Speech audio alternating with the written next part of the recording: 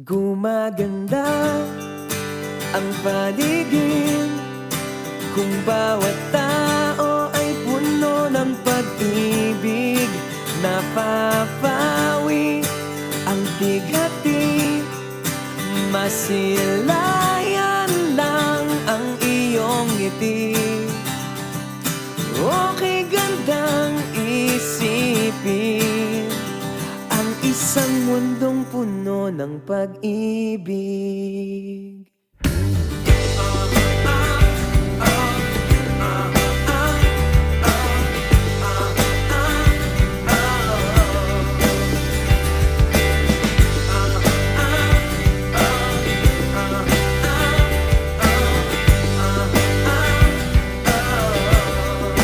Parang isang bulaklak na kay ganda na inabot mo sa iyong sinisinta, ang iyong nilaan na pagmamahal.